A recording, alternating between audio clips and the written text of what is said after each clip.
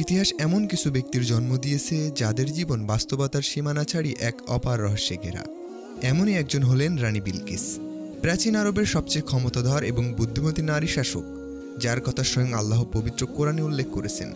তার গল্প কেবল একটি নারীর নয়, বরং এটি জ্ঞান, ক্ষমতা, বিশ্বাস এবং আত্মসমর্পণের এক মহাকাব্য। কিন্তু এই গল্পের কেন্দ্রে রয়েছে এক গভীর রহস্য। রানী বিলকিস কি মানুষ ছিলেন নাকি জিন? কিছু প্রাচীন কাহিনী দাবি করে তিনি ছিলেন অর্ধমানব অর্ধ জিন। তাহলে কি আল্লাহর নবী সুলাইমান আলাইহিসসালাম, যিনি জিনদের উপর একচ্ছত্র অধিপতি ছিলেন, তিনি কি কোনো জিনকে বিয়ে করতে পারতেন? ইসলামী বিশ্বাস এই জটিল রহস্য সম্পর্কে কি বলে? এই অবিশ্বাস্য উপাখ্যানের পর্দা উন্মোচন করতে হলে আমাদের ফিরে যেতে হবে 3000 বছর আগে, এক প্রতাপশালী নবী রাজার বিস্ময়কার রাজ্যে, যেখানে মানুষ, পশু পাখি এমনকি জিনও আল্লাহর আদেশে পরিচালিত হতো। যদি আমাদের ভিডিওটি ভালো লেগে থাকে তাহলে একটা লাইক দিন এবং আমাদের চ্যানেলটি সাবস্ক্রাইব করুন। আল্লাহর নবী ও প্রতাপশালী রাজা সুলাইমান আলাইহিসসালাম তার বাহিনী পরিদর্শনে এলেন। এ ছিল ইতিহাসের এক সেরা সেনাবাহিনী। এখানে শুধু রক্তমাংসের মানুষই নয়, সারিবদ্ধভাবে দাঁড়িয়ে অগণিত জিন যোদ্ধা, যাদের অবয়ব মানুষের দৃষ্টির অগোচর, কিন্তু যাদের শক্তি শত্রুর হৃদয়কে কম্পন ধারণাই যথেষ্ট। আকাশে ছায়া ফেলে অবস্থান করছিল পাখিদের বিশাল গোয়েন্দা ও যুদ্ধ ইউনিট। বনের হিংস্র পশুরাও ছিল তার অনুগত। এমনকি প্রকৃতির এক অমর শক্তি বাতাস ছিল নবী সুলাইমান আলাইহিসসালামের অধীনে। এই সম্মিলিত বাহিনী ছিল এমনই অপ্রতিরোধ্য যে শত্রুরা কেবল তাদের নাম শুনেই ভীত সন্ত্রস্ত হয়ে যেত। এই বিশাল ও বৈচিত্র্যময় বাহিনীর গোয়েন্দা বিভাগের এক অত্যন্ত গুরুত্বপূর্ণ দায়িত্বে নিয়োজিত ছিলেন একটি ছোট পাখি, হুদহুদ। তার কাজ ছিল বহুদূরে শত্রু সীমানায় উড়ে যাওয়া এবং পুঙ্খানুপুঙ্খানু প্রতিবেদন দেওয়া। কিন্তু আজ সেই গুরুত্বপূর্ণ সদস্যটি অনুপস্থিত। সুলাইমান আলাইহিসসালাম তীক্ষ্ণ দৃষ্টিতে ঠিকই ধরে ফেললেন, সে অনুপস্থিত। তার কণ্ঠে ঈষৎ গম্ভীর হলো, কি ব্যাপার, আমি হুদহুদকে দেখছি না কেন? সে কি অনুপস্থিতের অন্তর্ভুক্ত? এই প্রশ্নে বাহিনীর মধ্যে এক চাপা গুঞ্জন শুরু হলো। নবীর অনুমতি ছাড়া অনুপস্থিত ছিল এক অকল্পনীয় অপরাধ। সেই মুহূর্তে হুদহুদ পাখিটি ছিল সুলাইমানের শিবির থেকে বহু দূরে সাবা নামক এক সমৃদ্ধ রাজ্যে। এক তীব্র কৌতূহল তাকে সেখানে টেনে নিয়ে গিয়েছিল। সে দেখল এক অবিশ্বাস্য দৃশ্য। এক অসামান্য রূপবতী ও ক্ষমতাধর নারী বিলকিস সেই রাজ্যের একচ্ছত্র রানী। তার রয়েছে এক বিশাল কারুকার্যময় সিংহাসন এবং পার্থিব এমন কোনো বস্তু নেই যে তার অধীনে নেই। তার জ্ঞান ও শাসন ব্যবস্থা ছিল কিংবদন্তি তুল্য। কিন্তু পরক্ষণে হুদহুদ যা দেখল তাতে তার ছোট্ট বুকটা বিস্ময় আতঙ্কে কেঁপে উঠল। সে দেখল সেই নারী এবং তার সমগ্র জাতি সর্বশক্তিমান আল্লাহকে ছেড়ে তারই এক সৃষ্টি উদীয়মান সূর্যের সামনে নতজানু হয়ে পূজা করছে। হুদহুদের মাথায় তখন একটাই চিন্তা, একই চরম অজ্ঞতা।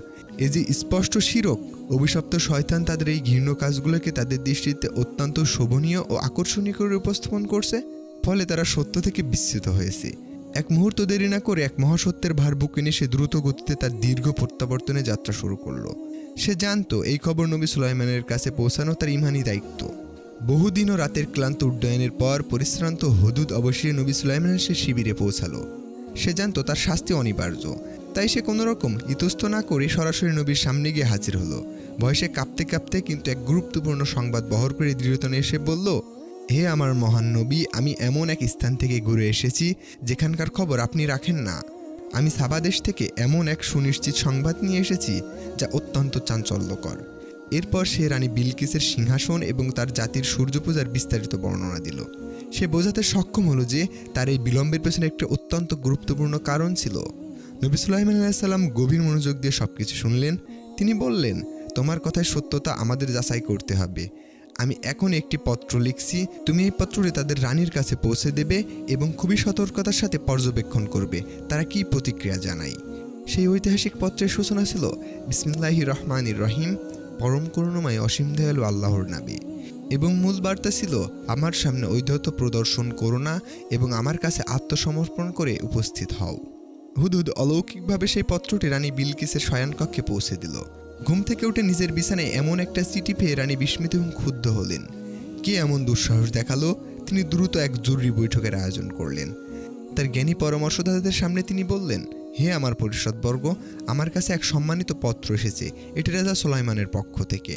তিনি আমাকে অহংকার না করে তার দরবারে আত্মসমর্পণ করে হাজির হতে বলেছেন। এখন তোমরা পরামর্শ দাও, আমাদের কি করা উচিত? বেশিরভাগ পরামর্শদাতা আগ্রাসী মনোভাব দেখে যুদ্ধের প্রস্তুতি নেওয়ার কথা বললেন। তারা নিজেদের শক্তি ও সাহসের দম্ভ দেখালেন। কিন্তু রানী বিলকিস ছিলেন একজন বিচক্ষণ নারী। তিনি জানতেন হঠকারী সিদ্ধান্ত রাজ্যের জন্য বিপর্যয় ডেকে আনতে পারে। তিনি বললেন, আমি জানি রাজারা যখন কোনো দেশে আক্রমণ করে তারা সেখানে ধ্বংসযজ্ঞ চালায় এবং সম্মানিত মানুষদের দুর্বল করে দেয়। আমি আমার রাজ্যের এই পরিণতি চাই না, তাই আমি প্রস্তাব করছি আমরা প্রথমে একটি মূল্যবান উপহার পাঠিয়ে সুলাইমান আলাইহিসসালামের উদ্দেশ্য বোঝার চেষ্টা করি। রানী বিলকিসের নির্দেশে এক অতুলনীয় রাজকীয় উপহার প্রস্তুত করা হলো। তার দূতেরা সেই উপহার নিয়ে সুলাইমান আলাইহিসসালামের দরবারে পৌঁছালো। কিন্তু নবী সুলাইমান আলাইহিসসালাম, যিনি হুদুদের মাধ্যমে পূর্বেই সব খবর পেয়ে গিয়েছিলেন, তিনি এক ভিন্ন পরিকল্পনা করলেন। দূতেরা যখন মানুষ, জিন এবং পশুদের নিয়ে গঠিত এই অবিশ্বাস্য বাহিনী দেখল, তখন তাদের হৃদয়ে ভয়ের সঞ্চার হলো। সুলাইমান আলাইহিসসালাম প্রাসাদের জাঁকজমক এবং ঐশ্বর্যের সামনে তাদের আনামূল্যবান উপহারগুলো তার কাছে মূল্যহীন মনে হলো। সুলাইমান আলাইহিসসালাম সেই উপহার গ্রহণ করতে অস্বীকার করলেন এবং এক স্পষ্ট বার্তা পাঠালেন, তোমরা কি সম্পদ দিয়ে আমাকে প্রভাবিত করতে চাও? আল্লাহ আমাকে যা দিয়েছেন তা তোমাদের সবকিছু থেকে অনেক বেশি। তোমাদের এই উপহার ফিরিয়ে নাও। আর মনে রেখো, আমি যদি তোমাদের শহরের দিকে এমন এক শক্তি নিয়ে অগ্রসর হই যা তোমরা প্রতিরোধ করতে পারবে না, তবে তোমাদের আমি সেখান থেকে অপমানিত করে বিতাড়িত করব। এই কঠোর বার্তা ছিল এক মনস্তাত্ত্বিক বিজয়। উপহার প্রত্যাখ্যান হওয়ার খবর এবং সুলাইমান বাহিনীর বর্ণনা শুনে রানী বিলকিস উপলব্ধি করলেন তিনি কোনো সাধারণ রাজার সাথে যুদ্ধ করছেন না। তিনি ব্যক্তিগতভাবে সুলাইমানের সাথে সাক্ষাৎ করার সিদ্ধান্ত নিলেন। অন্যদিকে নবী সুলাইমান আলাইহিসসালাম চাইলেন রানী আসার আগেই তাকে আরও একটি বড় অলৌকিক নিদর্শন দেখাতে। তিনি তার সভাসদদের বললেন, তোমাদের মধ্যে কে আছে যে বিলকিস ও তার পরিষদবর্গ আত্মসমর্পণ করে আমার কাছে আসার পূর্বেই তার সিংহাসনটি আমার সামনে নিয়ে আসতে পারবে? এক শক্তিশালী জিন বলল, আপনি আপনার স্থান থেকে ওঠার আগে আমি তা নিয়ে আসতে পারি। কিন্তু এরপরে একজন বিশেষ জ্ঞানপ্রাপ্ত পণ্ডিত, যার কাছে আল্লাহর কিতাবের জ্ঞান ছিল, তিনি বললেন, আমি আপনার চোখের পলক ফেলার আগে সিংহাসনটি এনে দিতে পারবো। এবং মুহূর্তের মধ্যে শত শত মাইল দূর থেকে রানী বিলকিসের বিশাল ও রাজকীয় সিংহাসনটি সুলাইমানের সামনে হাজির হলো। এ ছিল আল্লাহর দেয়া ক্ষমতা এবং অবিশ্বাস্য নিদর্শন, যা প্রমাণ করে তার জ্ঞান ও শক্তি মানুষের কল্পনার অতীত। এবার আমরা গল্পের সবচেয়ে গুরুত্বপূর্ণ এবং রহস্যময় দিকটির দিকে আসছি। রানী বিলকিস যখন সুলাইমানের রাজ্যে পৌঁছালেন, তখন তার আত্মবিশ্বাস ও গর্ব অনেকটা কমে গিয়েছিল। তাকে একটি বিশেষ প্রাসাদের অভ্যর্থনা জানানো হলো। সেই প্রাসাদের মেঝে ছিল স্বচ্ছ কাঁচ দিয়ে নির্মিত, যার নিচ দিয়ে স্বচ্ছ পানি প্রবাহিত হচ্ছিল। এতটাই নিখুঁত ছিল সেই নির্মাণ, দূর থেকে দেখে বোঝার উপায় ছিল না এটা কাঁচ না পানি। রানী বিলকিস যখন প্রাসাদে প্রবেশ করছিলেন, তখন তিনি ভেবেছিলেন যে মেঝেটি পানি দিয়ে ভরা। পানি থেকে পোশাক বাঁচাতে তিনি নিজের পায়ের কাপড় সামান্য উপরে তুললেন। আর ঠিক সেই মুহূর্তেই এক বহু পুরনো রহস্যের অবসান ঘটল।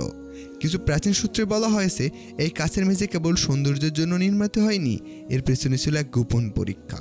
জিনদের মধ্যে গুজব ছিল যে রানী বিলকিস সম্পূর্ণ মানুষ নয়, তিনি অর্ধমানব অর্ধ জিন, আর জিনদের পায়ের পশম থাকে। সুলাইমান আলাইহিসসালাম এই গুজবটির সত্যতা যাচাইয়ের জন্য এই বুদ্ধিদীপ্ত কৌশলটা অবলম্বন করেছিলেন। যখন বিলকিসের পা প্রকাশ পেল, তিনি দেখলেন সেগুলো স্বাভাবিক মানব পা। তার সন্দেহ দূর হলো। তাহলে এই অর্ধজিনের ধারণাটি কোথা থেকে এলো? বেশিরভাগ ইসলামী পণ্ডিত একমত যে রানী বিলকিস একজন পূর্ণাঙ্গ মানব ছিলেন।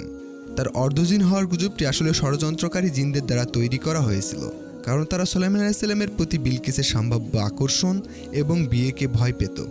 জিনরা সুলাইমান আলাইহিসসালামের অধীনে অনিচ্ছায় কাজ করতে এবং তার মৃত্যুর পর মুক্তির আশা করেছিল। তারা ভয় পেয়েছিল যে যদি সুলাইমান ও বিলকিসের কোনো পুত্র সন্তান হয়, তবে সেই সন্তান তার বাবার মতোই জিনদের উপর শাসন করবে এবং তাদের দাসত্ব দীর্ঘায়িত হবে। তাই তারা এই মিথ্যা গুজব ছড়িয়েছে সুলাইমানের মনে বিলকিস সম্পর্কে বিতৃষ্ণা তৈরি করতে। পবিত্র কোরআনে রানী বিলকিসকে একজন ইয়মরাহ অর্থাৎ নারী এবং একজন মালিকা অর্থাৎ রানী হিসেবে পরিচয় দিয়েছে, কিন্তু কোথাও তাকে জিন বা অর্ধজিন বলা হয়নি। তাই ইসলামী দৃষ্টিকোণ থেকে তিনি একজন সম্মানিত ও জ্ঞানী মানবী ছিলেন। কাচের মেঝের পরীক্ষার পর সুলাইমান আলাইহিসসালাম বিলকিসকে তার নিজের সিংহাসনটি দেখালেন, যার গঠন কিছুটা পরিবর্তন করা হয়েছিল। তিনি জিজ্ঞেস করলেন, এটি কি তোমার সিংহাসন? রানী বিলকিস তার প্রজ্ঞা ও বুদ্ধিমত্তার পরিচয় দিয়ে বললেন, এ যেন সেটি। এরপর নবী সুলাইমান আলাইহিসসালাম তাকে সেই পরম সত্যতার দিকে আহ্বান জানালেন, যার জন্য সমস্ত আয়োজন। তিনি বললেন, সূর্য আল্লাহর একটি সৃষ্টি, যা মানুষের সেবা করার জন্য তৈরি হয়েছে। স্রষ্টাকে ছেড়ে সৃষ্টির উপাসনা করা মানব বুদ্ধির জন্য একটি বড় অপমান। সেই মুহূর্তে রানী বিলকিসের হৃদয় থেকে শিরকের অন্ধকার দূর হয়ে গেল এবং তাওহীদের আলো জ্বলে উঠল। তিনি গভীর আবেগের সাথে স্বীকার করলেন, হে আমার প্রতিপালক, আমি এতদিন নিজের প্রতি জুলুম করেছি। আমি সুলাইমানের সাথে বিশ্বজগতের প্রতিপালক আল্লাহর কাছে আত্মসমর্পণ করলাম। এভাবেই একটি ছোট পাখি হুদুদের মাধ্যমে শুরু হওয়া এক অবিশ্বাস্য যাত্রা এক মহান রানীর ইসলাম গ্রহণের মাধ্যমে পূর্ণতা পেল। এই গল্প আমাদের স্মরণ করিয়ে দেয়, সত্যিকারের শক্তি সম্পদ ও সিংহাসনে নয়, বরং আল্লাহর প্রতি নিঃস্বার্থ আত্মসমর্পণের মধ্যেই নিহিত। যদি আমাদের ভিডিওটি ভালো লেগে থাকে তাহলে একটা লাইক দিন এবং আমাদের চ্যানেলটি সাবস্ক্রাইব করুন। আপনাদের বন্ধুদের সাথেও আমাদের ভিডিওটি শেয়ার করতে পারেন। পরবর্তী কোনো ভিডিও আসা পর্যন্ত আপনারা সবাই ভালো এবং সুস্থ থাকুন। আল্লাহ হাফেজ।